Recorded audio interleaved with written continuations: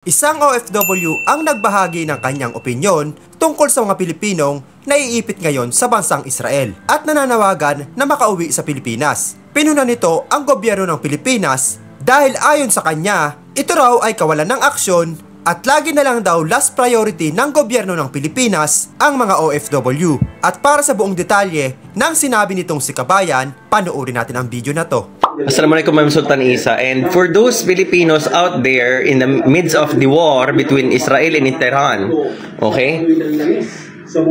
Medyo nakakatawa to, no? It's quite funny or hilarious to say, yani, that our embassy is out there telling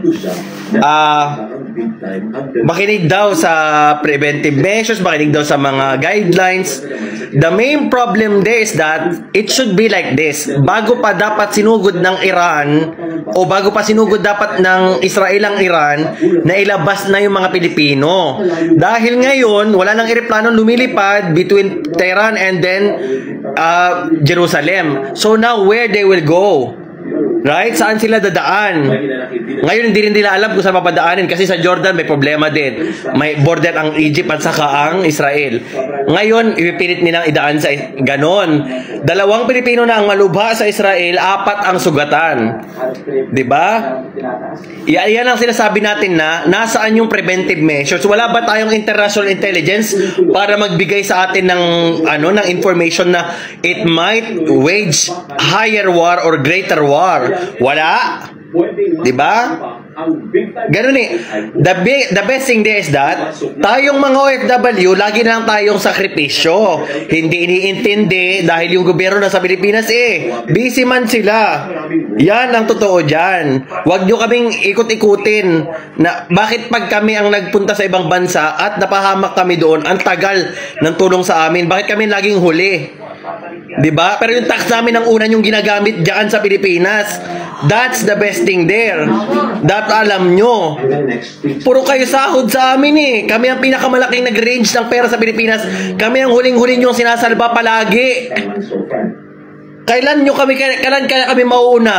Oy, baka mamatay yung mga nagpapasahod sa atin. Ganyan sana kayo mag-isip. Gets naman natin kung saan nanggagaling itong si Kabayan. Pero isipin sana natin na hindi naman bago na ngayon lang nasangkot sa ganitong tensyon ang bansang Israel. Nauna na nga rito noong nangyari nang sumiklab ang gulo sa pagitan ng Palestine at Israel, kung saan ay nag-alok na nga rin ng repatriation ang gobyerno ng Pilipinas noong panahong iyon. Pero ang tanong, lahat ba ng Pilipino sa Israel ay umuwi noong mga oras na iyon?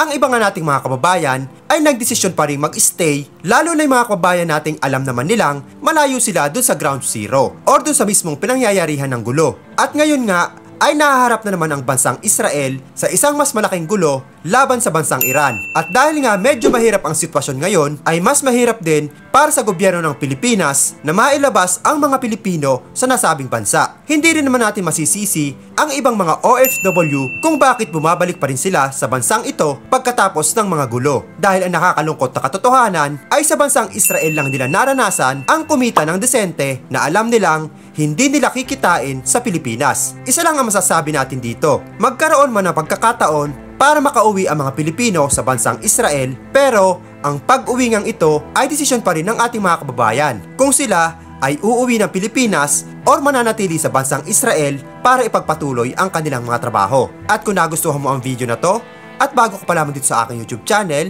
ay ini-invite kita mag-subscribe at pahita rin ang notification bell para lagi kang updated sa lahat ng viral video at balitang OFW na ina-upload natin dito sa ating YouTube channel. Maraming salamat sa iyong panonood.